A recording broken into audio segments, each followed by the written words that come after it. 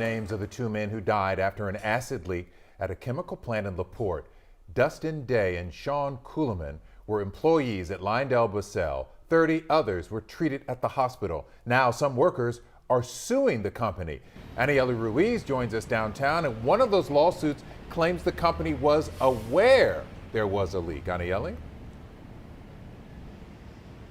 Well, that's right, Lynn. One of the lawsuits claims the company knew about the leak but decided not to permanently fix the problem.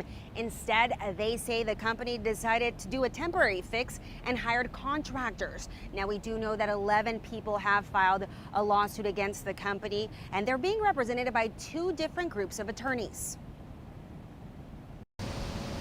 It was shortly after 7:30 Tuesday when a leak was reported at the LyondellBasell facility in LaPorte. According to Lyondell, 100,000 pounds of liquid mixture that primarily include acetic acid were released. Officials say 2 people were killed and 30 were taken to the hospital. Attorneys that represent some of the injured are now sharing with us what those workers were dealing with that night. 100,000 pounds of acid being released in a kind of a smoke type mixture spreading through the plant. I mean, some of them have almost broken down in tears just recounting something that happened days ago. According to one of the court documents filed today, they claim that LyondellBasell was aware of a leak in the acetyls unit, and they say they called a company that specializes in sealing and repairing these industrial leaks.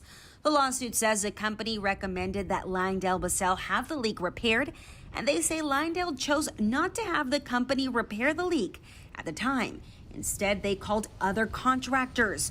The lawsuit says later that same evening, that's when the mixture of acetic acid was suddenly released. I couldn't imagine somebody looking at a wall of extremely flammable and dangerous chemical moving towards you at a rapid pace, knowing that this could be your end. They say time is of the essence.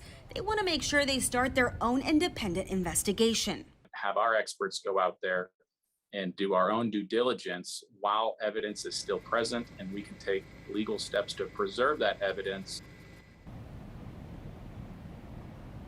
Well, the plaintiffs are all seeking $1 million. We did contact LyondellBasell. They tell us they are aware of the lawsuits, but because it's pending litigation, they cannot comment any further. Live, Anieli Ruiz, KHOU 11 News. We'll keep an eye on it, see how it plays out. Anieli, thank you.